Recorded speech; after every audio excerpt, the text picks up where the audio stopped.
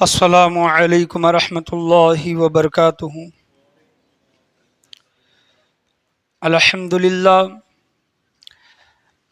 للہ رب العالمین، الصلاۃ والسلام علی سید الانبیاء والمرسلین وعلی آلہ وصحابہ اجمعین،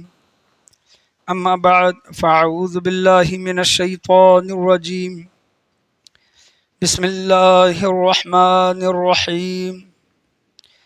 انما یرید اللہ لیذہب عنکم الرجس اہل البیت ویطہرکم تطہیرا۔ صدق اللہ مولانا رسولہ النبی الامین المکین الکریم،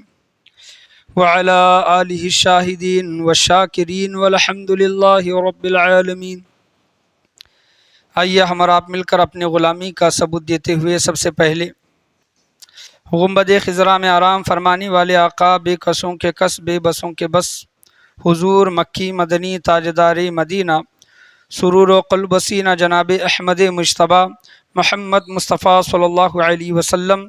کی مقدس بارگاہ بے پناہ میں درود و سلام کا ہدیہ نشار کریں۔ پڑھیے بآواز بلند، اللہم صلی علی محمد وعلی آل محمد وبارک سلم صلو علیہ،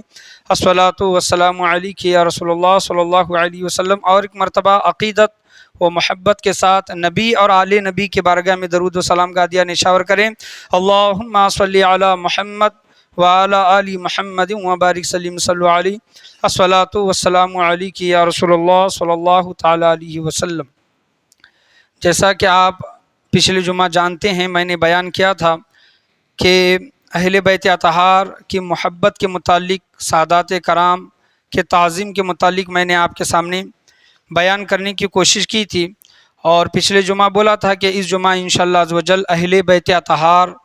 کی خصوصیات کیا ہیں، اہل بیت اطہار کی خصوصیات بیان کرنے کے لیے میں یہاں پر آج کھڑا ہوا ہوں۔ خطبات محرم میں اہل بیت اطہار کی 10 خصوصیات بیان کی گئی ہیں۔ اب وہ 10 کے 10 ابھی میں بیان کروں گا تو اتنا وقت کافی نہیں ہوگا، انشاءاللہ عز و جل آج جتنے ہوں گے اتنے میں بیان کرنے کی کوشش کرتا ہوں، اور انشاءاللہ آنے والے جمعہ میں اس موضوع کو میں مکمل کرنے کی انشاءاللہ کوشش کروں گا۔ اب دیکھیں کہ اللہ تبارک و تعالیٰ نے سب سے پہلے، اگر کوئی چیز ہمیں دیکھنا ہے، کوئی چیز اگر معلوم کرنی ہے، تو سب سے پہلے قرآن مجید فرقان حمید ہے، یعنی اللہ کی کتاب کو ہم دیکھیں گے۔ اللہ کی کتاب کس چیز کو لے کر کیا کہتی ہے، اللہ کی کتاب کس کے متعلق کیا بیان کر رہی ہے کہ کیا چیز اچھی ہے، کیا چیز بری ہے، کیا چیز حرام ہے، کیا چیز حلال ہے، کس کا مرتبہ کتنا بڑا ہے، یہ قرآن مجید فرقان حمید سے پتہ چل جاتا ہے۔ اب اہل بیت اطہار کی جب بات آتی ہے، تب ہم قرآن مجید فرقان حمید سے جب ہم یہ پوچھتے ہیں کہ اہل بیت اطہار کا مقام و مرتبہ کیا ہے، تو اللہ تبارک و تعالیٰ جا بجا اہل بیت اطہار کے متعلق قرآن مجید فرقان حمید میں ارشاد فرمایا ہے۔ لیکن ایک آیت ہے، 22ویں پاری کی آیت ہے، رکوع نمبر 1 ہے، اللہ تبارک و تعالیٰ قرآن مجید فرقان حمید میں ارشاد فرماتا ہے۔ خطبے کے بعد میں نے وہ آیت آپ کے سامنے پڑھی ہے۔ اللہ تبارک و تعالیٰ ارشاد فرما رہا ہے، اعوذ باللہ من الشیطان الرجیم، بسم اللہ الرحمن الرحیم، انما یرید اللہ لیذہب عنکم الرجس اہل البیت ویطہرکم تطہیرا۔ اس کا سیدھا سادہ ترجمہ یہ ہے کہ اللہ تبارک و تعالیٰ اہل بیت اطہار سے، نبی کے گھر والوں سے، پنجتن پاک سے یہ ارشاد فرما رہا ہے، نبی کے گھر والوں سے، نبی کے گھر والوں میں یہ پنجتن پاک تو آ گئے۔ اگر اس آیت کا اگر اوپر سے اگر ذکر اگر دیکھیں گے تو اس میں نبی کی بیویاں بھی ہیں، نبی کے ازواج بھی ہیں، لیکن یہاں پر خاص اہل بیت اطہار کی شان اور ان کی خصوصیات میں بیان کرنے کے لیے کھڑا ہوا ہوں۔ تو اللہ تبارک و تعالیٰ فرماتا ہے، آیت کا ترجمہ ہے کہ اے اہل بیت، انما یرید اللہ لیذہب عنکم الرجس اہل البیت، یعنی اللہ فرماتا ہے کہ اے اہل بیت، اللہ تو یہی چاہتا ہے کہ تم سے ہر ناپاکی دور فرما دے۔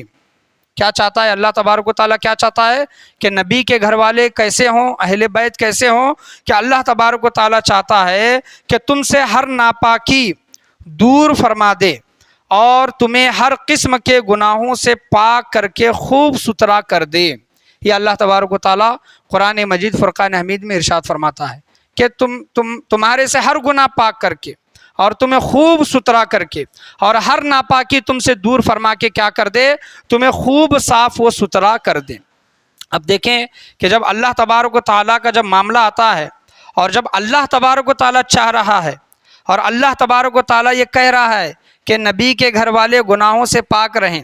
ناپاکی سے پاک رہیں، خوب صاف و ستھرے رہیں، تو آپ بتائیں کہ یہ چیز ہوگی کہ نہیں ہوگی؟ کیونکہ اللہ تبارک و تعالیٰ کا معاملہ تو یہ ہے کہ اللہ تبارک و تعالیٰ کسی چیز کو اگر کہہ دے کن،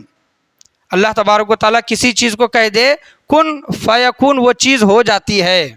اللہ تبارک و تعالیٰ صرف اس سے اتنا کہتا ہے کہ کن، وہ چیز فیکون ہو جاتی ہے۔ تو یہاں پر بھی اللہ تبارک و تعالیٰ کی مشیت، اللہ تبارک و تعالیٰ کا ارادہ یہ ہے کہ نبی کے گھر والوں کو ہر ناپاکی سے دور رکھے، ہر قسم کے گناہوں سے دور رکھے، خوب پاک کر کے انہیں خوب ستھرا کر دے۔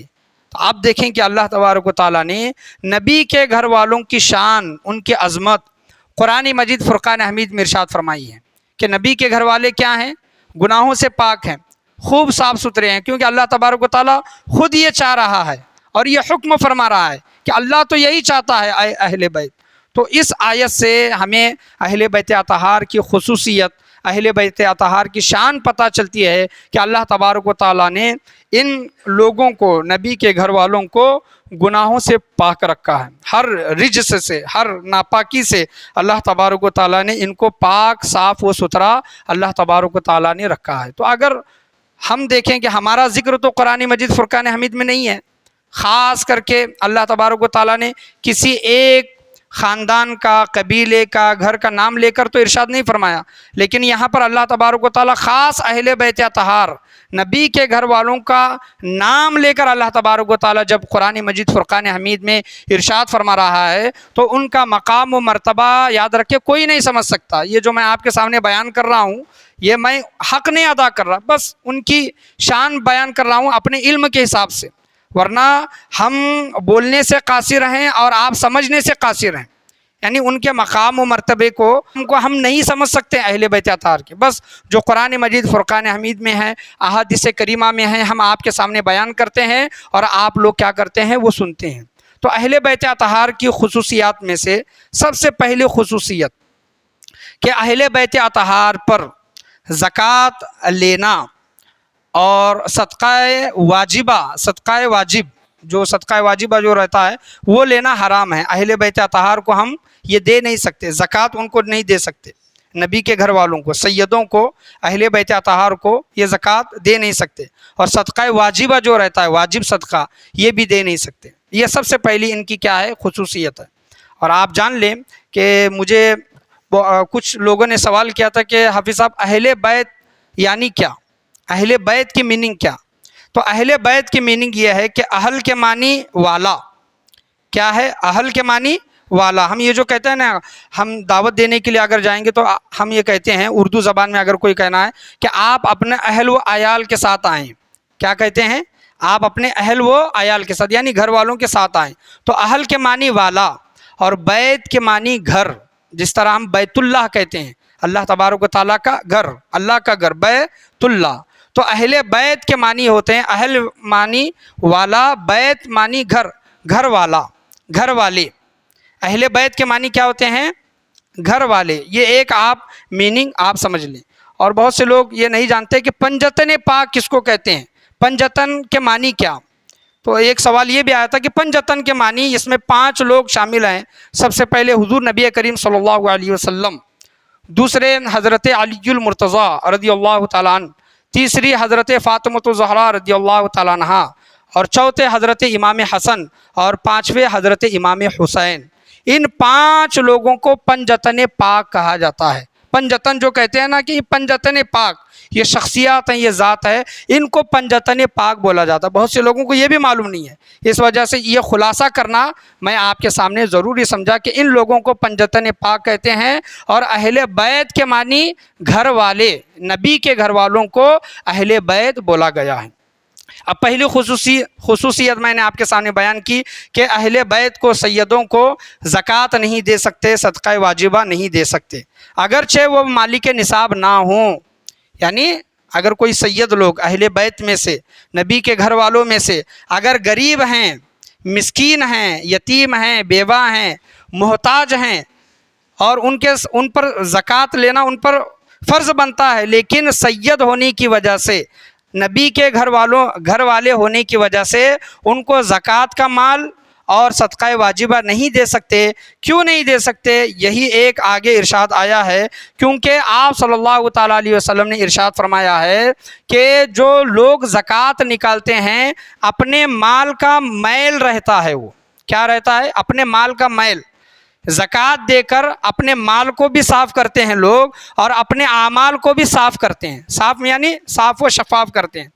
تو حضور صلی اللہ تعالیٰ علیہ وسلم نے سیدوں کو، نبی کے گھر والوں کو وہ میل لینے سے منع فرمایا ہے۔ ایک حدیث ہے، میں آپ کے سامنے بیان کروں کہ حضرت فضل بن عباس رضی اللہ تعالیٰ عنہ، یہ حضرت عباس رضی اللہ تعالیٰ عنہ کے بیٹے ہیں، کہ ان کو کسی نے کہا کہ آپ حضور صلی اللہ تعالیٰ علیہ وسلم سے جا کر یہ کہہ دیں کہ زکوٰۃ وصول کی جاتی تھی۔ آپ صلی اللہ علیہ وسلم صحابہ کرام کو بھیجا کرتے تھے لانے کے لیے، ایک ڈیوٹی لگتی تھی کہ زکوٰۃ کا مال جمع کر کے لے کر آؤ۔ تو فضل بن عباس، یہ نبی کے گھر والوں میں سے ہیں، وہ بھی گئے اور حضور صلی اللہ علیہ وسلم سے کہا کہ یا رسول اللہ مجھے بھی اجازت دیں، میں زکوٰۃ کا مال وصول کر کے لاتا ہوں۔ تو آپ صلی اللہ علیہ وسلم نے فضل بن عباس رضی اللہ تعالیٰ عنہ کو منع فرمایا، اور یہ جملہ کہا کہ خدا کی پناہ، میں تمہیں لوگوں کے گناہوں کا دھون وصول کرنے پر مقرر کر دوں، یعنی لوگوں کے گناہوں کا دھون میں تمہیں وصول کرنے پر مقرر کر دوں۔ تو آپ صلی اللہ علیہ وسلم نے اجازت نہیں دی۔ اور ایک واقعہ آتا ہے، حدیث ہے کہ حضور صلی اللہ تعالیٰ علیہ وسلم کے آزاد کردہ غلام، جن کا نام حضرت ابو رافع رضی اللہ تعالیٰ عنہ ہے، تو آپ صلی اللہ علیہ وسلم نے کسی ایک قبیلے کے آدمی کو زکوٰۃ وصول کرنے کے لیے بھیجا۔ تو اس آدمی نے حضور صلی اللہ تعالیٰ علیہ وسلم کے گھر کے غلام کو، آزاد کردہ غلام تھے، ان سے کہا کہ آپ بھی ہمارے ساتھ چلو، آپ بھی زکوٰۃ کا مال وصول کرو، تو لہٰذا آپ کو بھی کچھ نہ کچھ مل جائے گا۔ تو حضرت ابو رافع رضی اللہ تعالیٰ عنہ حضور صلی اللہ علیہ وسلم کے بارگاہ میں آئے اور کہنے لگے کہ یا رسول اللہ، میں فلاں انسان کے ساتھ زکوٰۃ کا مال وصول کرنے کے لیے جانا چاہتا ہوں، لہٰذا آپ مجھے اجازت دیں۔ تو آپ صلی اللہ علیہ وسلم نے کہا، دیکھیں کہ اہل بیت اطہار کی خصوصیات کیا ہیں۔ تو آپ صلی اللہ علیہ وسلم نے کہا زکوٰۃ بنی ہاشم کے لیے جائز نہیں۔ حضور صلی اللہ علیہ وسلم نے حضرت ابو رافع سے کہا کہ زکوٰۃ بنی ہاشم یعنی اہل بیت، نبی کے گھر والوں کے لیے زکوٰۃ بنی ہاشم کے لیے جائز نہیں۔ بنی ہاشم کا غلام بھی بنی ہاشم کے حکم میں ہے۔ بنی ہاشم کا غلام یعنی نبی کے گھر والوں کا اگر کوئی غلام ہے تو وہ بھی نبی کے گھر والوں میں شامل ہے۔ اس وجہ سے غلام کے لیے زکوٰۃ لینا، یعنی وہ زکوٰۃ وصول کرنے کے لیے جو اس وقت جا رہے تھے، ان کے لیے وہ جائز نہیں تھا۔ آپ صلی اللہ علیہ وسلم نے ان کو منع فرمایا۔ اور ایک بہت مشہور حدیث ہے، یہ حدیث جو میں نے آپ کے سامنے بیان کی آپ نے نہیں سنی ہوگی، اس وجہ سے یہ حدیث دو آپ کے سامنے بیان کی کہ اہل بیت اطہار کو، نبی کے گھر والوں کو، سید لوگوں کو زکوٰۃ اور صدقہ واجبہ نہیں دے سکتے۔ ہاں آپ اپنے الگ طور سے خوشی سے اللہ کو راضی کرنے کے لیے ان کی مدد کرنے کی کوشش کریں۔ اب بعض لوگ یہ کہتے ہیں کہ سید لوگ غریب ہیں، ان کو دینا چاہیے، اب لوگ نہیں دیتے تو دینا چاہیے، لیکن زکوٰۃ کا مال نہ دیں، صدقہ واجبہ نہ دیں۔ اللہ تبارک و تعالیٰ نے آپ کو مال سے، دولت سے نوازا ہے، جس طرح آپ صدقہ اور فطرہ یا پھر زکوٰۃ آپ دے رہے ہیں تو اللہ نے آپ کو اور نوازا ہے، تو کم سے کم اور تھوڑا خوشی سے عطیہ کے طور پر سید لوگوں کو کیا کریں، مدد کرنے کی کوشش کریں۔ مال کا میل جو آپ صلی اللہ علیہ وسلم نے فرمایا وہ دینے کی کوشش نہ کریں، کیونکہ آپ صلی اللہ علیہ وسلم نے اپنے حیات طیبہ میں اس چیز کو منع فرمایا ہے۔ حضرت امام حسن رضی اللہ تعالیٰ عنہ، حضور صلی اللہ تعالیٰ علیہ وسلم کے سامنے زکوٰۃ کی کھجوریں لا کر رکھی گئیں۔ حضرت امام حسن رضی اللہ تعالیٰ عنہ بہت چھوٹے تھے، وہ آئے اور زکوٰۃ کی کھجور اپنے منہ میں ڈالی، تو آپ صلی اللہ علیہ وسلم نے کخ کخ کہہ کر، چھی چھی کہہ کر حضرت امام حسن رضی اللہ تعالیٰ عنہ کو وہ زکوٰۃ کا کھجور نکالنے کا حکم دیا۔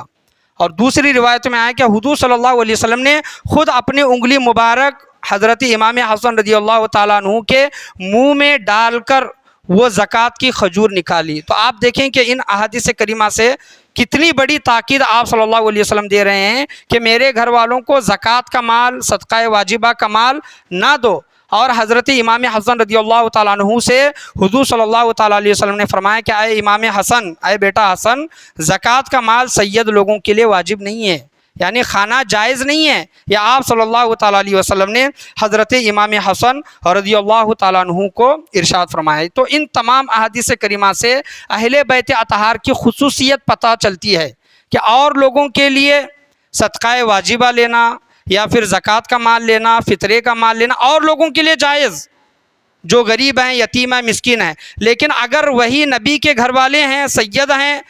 غریب ہیں، یتیم ہیں، مسکین ہیں، بیوہ ہیں، محتاج ہیں، تو ان کے لیے جائز نہیں ہے، کیونکہ آپ صلی اللہ علیہ وسلم نے اہل بیت اطہار کی خصوصیت کو بیان کیا کہ یہ اہل بیت اطہار کی خصوصیت ہے۔ اور اللہ خود فرماتا ہے کہ اے نبی کے گھر والوں، اے اہل بیت، میں تمہیں ہر گناہ سے، ہر رجس سے، ہر ناپاکی سے دور فرمانا چاہتا ہوں۔ تو کوئی یہ سوچ سکتا ہے کہ زکوٰۃ کا مال جو بظاہر ناپاک ہے، جو مال کا جو میل جس کو بولا گیا ہے، وہ کسی سید زادے کو دے اور وہ سید زادہ استعمال کرے جو کہ اس کو ناپاک بولا گیا ہے، اور لوگوں کے لیے جائز ہے لیکن سید لوگوں کے لیے کیا ہے، خاص کر کے یہ آپ صلی اللہ تعالیٰ علیہ وسلم نے منع فرمایا ہے۔ اور اللہ خود فرماتا ہے کہ میں اہل بیت اطہار کو پاک و صاف کرنا چاہتا ہوں، تو زکوٰۃ کا مال ان کو دینے کی کوشش نہ کریں۔ اب بنی ہاشم، حضور صلی اللہ تعالیٰ علیہ وسلم کے گھر والوں میں اہل بیت کس کو بولا گیا ہے؟ نبی کے گھر والوں میں سے کس کو بولا گیا ہے؟ کن کی اولاد کو اہل بیت بولا گیا ہے؟ تو کتابوں میں آیا ہے کہ سب سے پہلے حضرت علی رضی اللہ تعالیٰ عنہ کی اولاد، ان کے بعد حضرت جعفر رضی اللہ تعالیٰ عنہ کی اولاد، ان کے بعد حضرت عقیل رضی اللہ تعالیٰ عنہ کی اولاد، اور ان کے بعد حضرت عباس رضی اللہ تعالیٰ عنہ کی اولاد، اور ان کے بعد حضرت حارث بن عبد المطلب۔ ان لوگوں کی اولاد کو اہل بیت اطہار بولا گیا۔ بنی ہاشم جو بولتے ہیں، بنی ہاشم ایک جو گھرانہ، جو قبیلہ ہے، یہ کن لوگوں کو بولا گیا ہے کہ ان کے نام میں نے لیے، علی، جعفر، عقیل، عباس و حارث بن عبد المطلب۔ ان لوگوں کو نبی کے گھر والے اور اہل بیت اطہار میں ان کو شامل کیا گیا ہے۔ یہ اہل بیت اطہار کی میں نے آپ کے سامنے پہلی خصوصیت بیان کی، ایسے 10 خصوصیت ہیں، تو آپ دیکھیں کہ کتنا وقت لگے گا وہ بیان کرنے کے لیے۔ دوسری خصوصیت اہل بیت اطہار کی یہ ہے کہ اہل بیت اطہار، نبی کے گھر والے، حسب و نسب میں سارے انسانوں میں افضل و اعلیٰ ہیں، یعنی شروع سے لے کر اب تک یا پھر رہتی قیامت تک آپ سمجھ لیں کہ نبی کے گھر والے اہل بیت اطہار کی خصوصیت یہ ہے کہ حسب و نسب میں تمام انسانوں سے نبی کے گھر والے افضل و اعلیٰ ہیں۔ اور اس کے متعلق ایک حدیث آتی ہے کہ حضرت جبرائیل امی علیہ السلام وہ حضور صلی اللہ علیہ وسلم کی بارگاہ میں آ کر کہتے ہیں کہ یا رسول اللہ، میں نے مشرق و مغرب پورا کے پورا چھان ڈالا، یعنی پورا کے پورا میں نے اہل زمین والوں کو پورا کے پورا دیکھ لیا، لیکن حضرت جبرائیل امی علیہ السلام کہتے ہیں کہ لیکن یا رسول اللہ، آپ کے گھر والوں سے بہتر مجھے کسی اور کا گھر نہیں ملا۔ یہ حضرت جبرائیل امی علیہ السلام کہہ رہے ہیں، اور یہ حضور صلی اللہ تعالیٰ علیہ وسلم کے متعلق بولا گیا کہ نبی کے گھر والوں کا مقام و مرتبہ اللہ تبارک و تعالیٰ نے ان کو کس طرح منتخب فرمایا کہ دیکھیں کہ حضرت اسماعیل علیہ السلام کی اولاد میں سے حضور صلی اللہ تعالیٰ علیہ وسلم کو چنا۔ حضرت اسماعیل علیہ السلام کی اولاد میں سے قبیلہ کنانہ، اور قبیلہ کنانہ میں سے قبیلہ قریش، اور قریش قبیلے میں سے بنی ہاشم، اور بنی ہاشم میں سے آپ صلی اللہ علیہ وسلم فرماتے ہیں کہ اللہ تبارک و تعالیٰ نے مجھ محمد صلی اللہ علیہ وسلم کو منتخب فرمایا۔ اسماعیل علیہ السلام کی ذریت میں سے قبیلہ کنانہ قبیلے میں سے قریش قبیلے میں سے بنی ہاشم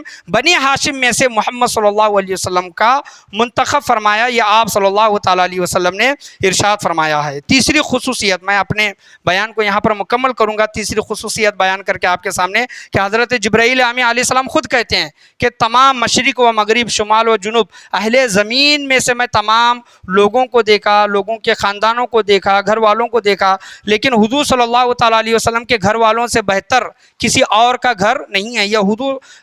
حضرت جبرائیل امی علیہ السلام خود اس بات کی کیا دے رہے ہیں؟ گواہی دے رہے ہیں۔ تیسری خصوصیت یہ ہے، حضور صلی اللہ تعالیٰ علیہ وسلم نے ارشاد فرمایا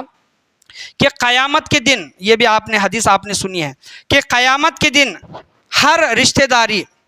ہر حسب وہ نسب منقطع ہو جائے گا، کٹ ہو جائے گا۔ یعنی اللہ کی بارگاہ میں جو بھی شروع کا حضرت آدم علیہ السلام سے لے کر قیامت تک جتنے بھی لوگ جمع ہوں گے تو وہ کوئی کسی کا بھائی، بیٹا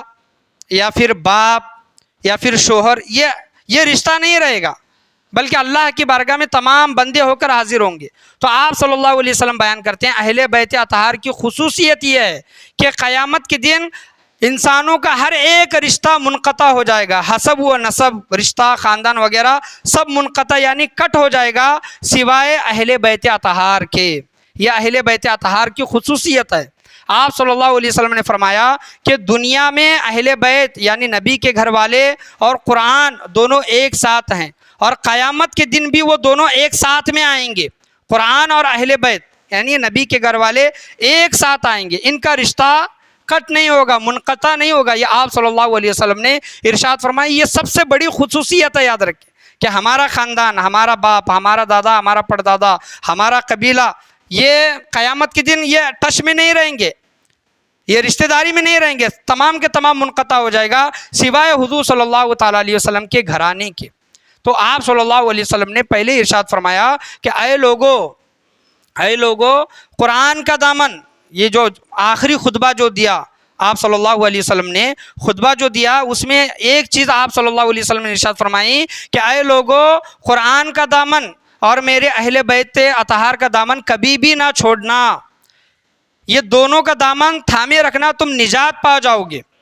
اور یہ اہل بیت اطہار اور قرآن دونوں ایک دوسرے سے جدا نہیں ہوں گے، نہ دنیا میں جدا ہوں گے، نہ آخرت میں، نہ قیامت میں، یہ دونوں مل کر ایک ساتھ میں آئیں گے۔ تو حضور صلی اللہ تعالیٰ علیہ وسلم نے ہمیں یہ ارشاد فرمایا ہے کہ قرآن کا دامن بھی تھامے رکھیں اور اہل بیت اطہار کا بھی دامن تھامے رکھیں۔ بعض لوگ یہ سوال کرتے ہیں کہ حافظ صاحب کہ یہ بھی حدیثیں آئی ہیں کہ آپ صلی اللہ علیہ وسلم نے ارشاد فرمایا کہ قرآن کا دامن تھامے رکھو اور میری سنت کا دامن تھامے رکھو،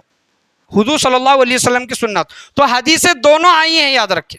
حدیثیں قرآن تو پہلے ہے ہی، قرآن کا ذکر تو ہے ہی، قرآن کے ذکر کے ساتھ ساتھ آپ صلی اللہ علیہ وسلم نے اپنے گھر والوں کا بھی ذکر فرمایا ہے اور اپنی سنت کا بھی ذکر فرمایا ہے کہ جو انسان قرآن کا اور اہل بیت اطہار کا دامن تھامے رکھے گا وہ نجات پائے گا، جو انسان قرآن کا اور میری سنت کا دامن تھامے رکھے گا وہ بھی نجات پائے گا۔ تو دونوں احادیث کریمہ کتابوں میں آئی ہیں۔ تو قیامت کے دن حسب و نسب تمام لوگوں کا منقطع ہو جائے گا، رشتہ داری منقطع ہو جائے گی، سوائے حضور صلی اللہ تعالیٰ علیہ وسلم کے گھر کے۔ تو حضرت عمر رضی اللہ تعالیٰ عنہ جب یہ حدیث یہ سنتے ہیں تو حضرت عمر رضی اللہ تعالیٰ عنہ حضرت علی رضی اللہ تعالیٰ عنہ کے پاس آتے ہیں، اور ان کی ایک بیٹی، دیکھیں کہ لوگ آج لڑوانے کی کوشش کرتے ہیں حضرت عمر کو، حضرت ابو بکر کو، اہل بیت اطہار کا دشمن بنانے کی کوشش کرتے ہیں۔ دیکھیں ان کی عقیدت، ان کی محبت کیسی تھی، ان کی سوچ کیسی تھی۔ پچھلے جمعہ میں نے حضرت ابو بکر رضی اللہ تعالیٰ عنہ کا عقیدہ اہل بیت اطہار کے متعلق بیان کیا ہوں۔ آج حضرت عمر رضی اللہ تعالیٰ عنہ کے متعلق دیکھیں کہ حضرت عمر حضرت علی رضی اللہ تعالیٰ عنہ کے پاس جاتے ہیں اور کہتے ہیں کہ آپ کی ایک بیٹی حضرت ام کلثوم، جو حضرت علی رضی اللہ تعالیٰ عنہ کی بیٹی ہیں، حضرت فاطمہ سے ہیں، حضرت فاطمہ سے ہیں، ان کی بیٹی حضرت ام کلثوم، حضرت عمر رضی اللہ تعالیٰ عنہ کہتے ہیں کہ میں ان سے نکاح کرنا چاہتا ہوں۔ کیا کہتے ہیں؟ حضرت علی سے کہ ام کلثوم سے میں نکاح کرنا چاہتا ہوں۔ تو حضرت علی رضی اللہ تعالیٰ عنہ کہتے ہیں وہ چھوٹی تھی، عمر میں چھوٹی تھی، انہوں نے کہا کہ میں اپنے بھائی کے بیٹے حضرت جعفر رضی اللہ تعالیٰ عنہ کے بیٹے سے میں رشتہ کرنے کا ارادہ رکھتا ہوں۔ تو حضرت عمر رضی اللہ تعالیٰ عنہ ممبر پر کھڑے ہو کر کہتے ہیں کہ اے لوگو، میں حضرت علی رضی اللہ تعالیٰ عنہ کے بیٹی سے نکاح کرنے کی اس وجہ سے میں نکاح کرنا چاہتا ہوں کیونکہ میں حضور صلی اللہ علیہ وسلم سے سنا ہوں کہ قیامت کے دن کسی کا رشتہ، کسی کا حسب و نسب باقی نہیں رہے گا سوائے میرے گھر والوں کے، اہل بیت اطہار کے۔ اس وجہ سے میں حضور صلی اللہ تعالیٰ علیہ وسلم سے دنیا میں تو تعلق تھا ہی، قیامت کے دن بھی میں حضرت علی رضی اللہ تعالیٰ عنہ، حضرت فاطمہ رضی اللہ تعالیٰ عنہ کے بیٹی سے نکاح کر کے حضور صلی اللہ تعالیٰ علیہ وسلم سے وہ تعلق قائم رکھنا چاہتا ہوں۔ یہ حدیث حضور صلی اللہ علیہ وسلم کی حدیث بیان کی حضرت عمر رضی اللہ تعالیٰ نے، اس وجہ سے میں نے نکاح کا پیغام بھیجا ہے۔ جب حضرت علی رضی اللہ تعالیٰ عنہ نے یہ سنا تو اپنی بیٹی کا نکاح حضرت عمر رضی اللہ تعالیٰ عنہ سے کروایا، کیا۔ اب آپ دیکھیں کہ حضرت عمر رضی اللہ تعالیٰ عنہ رشتے میں اگر دیکھیں گے تو حضرت علی رضی اللہ تعالیٰ عنہ کے داماد ہیں، جمائی ہیں، لوگ ان کو گالیاں دیتے ہیں، لوگ ان کو بھلا برا کہتے ہیں، اور لوگ یہ کہتے ہیں کہ حضرت ابو بکر شیخین کریمین جن کو بولا جاتا ہے، حضرت ابو بکر اور عمر نے اہل بیت اطہار پر ظلم کیا، ان کے گھر والوں پر ظلم کیا. تو آپ دیکھیں کہ ان کی نسبت کیسی ہے، ان کی سوچ کیسی ہے کہ حضرت عمر رضی اللہ تعالیٰ عنہ جنتی نہیں ہے، عشرہ مبشرہ میں سے نہیں ہے، حضرت ابو بکر رضی اللہ تعالیٰ عنہ جنتی نہیں ہے، عشرہ مبشرہ میں سے نہیں ہے، لیکن نبی کے گھر والوں سے ان کی کیسی نسبت، کیسی محبت. دیکھیں کہ وہ دنیا میں بھی ان کے ساتھ رہنا چاہتے ہیں اور آخرت میں بھی ان کے ساتھ میں رہنا چاہتے ہیں. یہ حضرت ابو بکر و عمر رضی اللہ تعالیٰ عنہ کی عقیدت و محبت سے پتہ چلتا ہے کہ اہل بیت اطہار کی خصوصیات کیا ہیں. ایک اعتراض ہے، اس کا جواب میں انشاءاللہ عز و جل دینے کی کوشش کروں گا. بعض لوگ یہ سوال کرتے ہیں کہ حضور صلی اللہ علیہ وسلم کی حدیث کریمہ ہے، یہ آخری بات ہے، میں صرف بیان کر کے اپنی بات کو ختم کروں گا کہ حضور صلی اللہ علیہ وسلم کی حدیث کریمہ ہے کہ آپ صلی اللہ علیہ وسلم نے اپنے چچا حضرت عباس رضی اللہ تعالیٰ عنہ اور اپنی پھوپھی حضرت صفیہ رضی اللہ تعالیٰ عنہ اور دیگر اعزہ و اقارب سے آپ صلی اللہ علیہ وسلم نے ارشاد فرمایا ہے. یہ حدیث ہے، میں آپ کے سامنے بیان کر رہا ہوں کہ میں تمہیں خدا کے عذاب سے بے نیاز نہیں کر سکتا. یہ آپ صلی اللہ علیہ وسلم کی حدیث ہے، یعنی آپ صلی اللہ علیہ وسلم فرما رہے ہیں کہ اگر خدا تمہیں عذاب دینا چاہے تو میں تم کو اس سے بچا نہیں سکتا. اور حضرت فاطمہ رضی اللہ تعالیٰ کو بھی حضور صلی اللہ علیہ وسلم نے فرمایا کہ اے فاطمہ، میرے مال میں سے جو تم چاہو مانگ لو، لیکن اللہ کے عذاب سے میں تمہیں بچا نہیں سکتا. یہ حضور صلی اللہ علیہ وسلم کی دو حدیثیں ہیں، اور لوگ اس کو لوگوں کے سامنے بیان کر کے گمراہ کرنے کی، بھٹکانے کی کوشش کرتے ہیں. اب آپ دیکھ سکتے ہیں کہ حضور صلی اللہ علیہ وسلم کی یہ صرف دو حدیثیں نہیں ہیں، اس کے علاوہ اور بہت سے حدیثیں ہیں کہ حضور صلی اللہ علیہ وسلم نے فرمایا کہ اہل بیت اطہار میں سب سے بڑا گھرانہ حضور صلی اللہ علیہ وسلم کا ہے. اہل بیت اطہار قیامت میں جنت میں سب سے پہلے جو لوگ جائیں گے اہل بیت اطہار کے لوگ جائیں گے. یہ ایک خصوصیت ہے، انشاءاللہ عز و جل میں آنے والے جمعہ میں بیان کروں گا. تو یہاں پر علماء کرام ان دو حدیثوں کا خلاصہ کرتے ہیں، ان دو حدیثوں کی وضاحت کرتے ہیں کہ حضور صلی اللہ علیہ وسلم نے یہ چیزیں اپنے گھر والوں کو اس وجہ سے بیان کی کیونکہ اللہ تبارک و تعالیٰ کا خوف، اللہ تبارک و تعالیٰ کی خشیت اپنے گھر والوں کو دلائیں. کیا دلائیں؟ اللہ تبارک و تعالیٰ کا خوف اور خشیت دلائیں. اور بعض علماء کرام یہ بیان کرتے ہیں، کیا بیان کرتے ہیں کہ حضور صلی اللہ تعالیٰ علیہ وسلم کو ابھی وہ نسبت، یعنی گھر والوں کا مقام و مرتبہ اور حضور صلی اللہ علیہ وسلم کی نسبت جو قیامت کے دن جو فائدہ دے گی وہ ابھی ظاہر نہیں ہوئی تھی، وہی وہ نازل نہیں ہوئی تھی. آپ صلی اللہ علیہ وسلم کو اس سے آگاہ ابھی تک نہیں کیا گیا تھا. آپ صلی اللہ علیہ وسلم نے وہ نسبت، وہ گھر والوں کا مقام و مرتبہ معلوم ہونے سے پہلے آپ صلی اللہ علیہ وسلم نے وہ بعض باتیں اپنے گھر والوں کو کہی ہیں. اگر ہم دیکھ سکتے ہیں کہ حضور صلی اللہ تعالیٰ علیہ وسلم کے گھر والوں کے صدقہ طفیل میں ہم لوگوں کی بخشش و مغفرت ہوگی. تو آپ صلی اللہ علیہ وسلم نے جو اپنے گھر والوں کو بیان کیا ہے، چاہے وہ چچا ہو، پھوپھی ہو، دوسرے اعزہ و اقارب ہو، یا پھر حضرت فاطمہ رضی اللہ تعالیٰ عنہا ہو، ایک ڈر و خشیت دلانے کے لیے بولا ہے. ورنہ آپ صلی اللہ علیہ وسلم کی دوسرے حدیث سے دیکھ سکتے ہیں کہ فاطمہ جنتی عورتوں کی سردار ہے کہ نہیں ہے؟ اس حدیث کا انکار ہے. تو آپ صلی اللہ علیہ وسلم یہ کس طرح کہہ سکتے ہیں کہ فاطمہ میں تمہیں خدا کے عذاب سے نہیں بچا سکتا؟ یا آپ صلی اللہ علیہ وسلم ان کا مقام، ان کی فضیلت اترنے سے پہلے وہ باتیں کہی ہیں. حضرت علی رضی اللہ تعالیٰ عنہ حضور صلی اللہ علیہ وسلم کی بارگاہ میں آئے، ان سے کچھ لوگ حسد رکھتے تھے. تو آپ صلی اللہ علیہ وسلم نے جب حضرت علی رضی اللہ تعالیٰ عنہ حضور صلی اللہ علیہ وسلم کی بارگاہ میں غم زدہ ہو کر آئے اور مایوس ہو کر آیا اور کہنے لگے کہ مجھ سے لوگ حسد رکھتے ہیں، جلن رکھتے ہیں، دشمنی رکھتے ہیں، تو حضور صلی اللہ علیہ وسلم نے ارشاد فرمایا کہ اے علی خوش ہو جاؤ، اے علی خوش ہو جاؤ، تم 4 لوگوں میں سب سے پہلے جنت میں جانے والے ہو. اہل بیت اطہار میں 4 لوگوں میں سب سے پہلے جنت میں جانے والے ہو. آپ صلی اللہ علیہ وسلم نے ارشاد فرمایا، کتابوں میں آیا ہے کہ اے علی جنت میں سب سے پہلے میں، اس کے بعد تم، اس کے بعد حضرت امام حسن و حسین اور حضرت فاطمہ اور ان کے جتنے بھی گھر والے ہیں آزو بازو رہ کر جنت میں داخل ہوں گے. یہ حضرت علی رضی اللہ تعالیٰ عنہ کو بشارت دی ہے آپ صلی اللہ تعالیٰ علیہ وسلم نے۔ جو یہ لوگ یہ بیان کرتے ہیں کہ حضور صلی اللہ علیہ وسلم نے اپنے گھر والوں کے متعلق یہ فرمایا ہے کہ میں تمہاری بخشش و مغفرت نہیں کر سکتا، اللہ کے عذاب سے میں تمہیں نہیں بچا سکتا، تو وہ حضور صلی اللہ علیہ وسلم کو آگاہ کرنے سے پہلے آپ صلی اللہ علیہ وسلم نے وہ باتیں کہی تھی، ورنہ اگر ہم حضور صلی اللہ تعالیٰ علیہ وسلم کے گھر والوں کا مقام اور مرتبہ اگر دیکھتے ہیں تو اہل بیت اطہار یہ کشتی نوح ہے، اور اس کشتی میں جو داخل ہوگا وہ نجات پائے گا، اور اہل بیت اطہار کی محبت کی وجہ سے،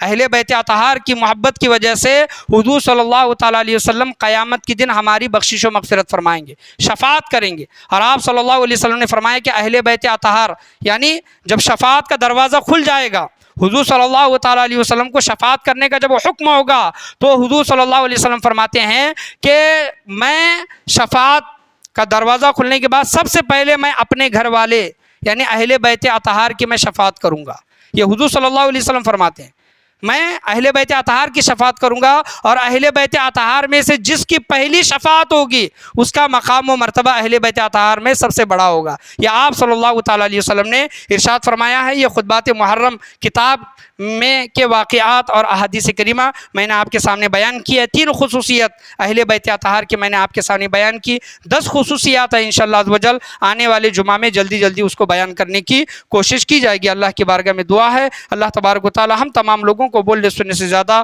اس پر عمل کرنے کی توفیق و رفیق عطا فرمائے۔ اہل بیت اطہار سے، نبی کے گھر والوں سے خوب محبت رکھنے کی، ان سے عقیدت رکھنے کی توفیق و رفیق عطا فرمائے۔ جس طرح ہم دنیا میں اہل بیت اطہار کے، نبی کے گھر والوں کے چاہنے والے ہیں، نام لیوا ہیں، غلام ہیں، اللہ تبارک و تعالی قیامت کے دن بھی ان کی غلامی ہم تمام لوگوں کو نصیب عطا فرمائے، ان کی شفاعت ہم تمام لوگوں کو نصیب عطا فرمائے۔ آج کے بیان میں، آج کے درس میں، بولنے میں، سننے میں، سمجھنے میں یا پھر سمجھانے میں کسی بھی قسم کی غلطی، کمی بیشی، کوتاہی، خامی، بھول چوک ہوئی ہو، اللہ تبارک و تعالی اپنے فضل و کرم سے اسے معاف عطا فرمائے۔ لا الہ الا اللہ محمد رسول اللہ صلی اللہ علیہ وسلم، وآخر دعوانا ان الحمد للہ رب العالمین۔